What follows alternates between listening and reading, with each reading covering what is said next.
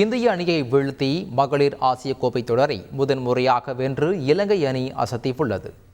இலங்கையின் தம்புலா நகரில் நடைபெற்ற இறுதிப் போட்டியில் டாஸ் வென்ற இந்திய கேப்டன் ஹர்மன்பிரீத் கவுர் பேட்டிங்கை தேர்வு செய்தார்.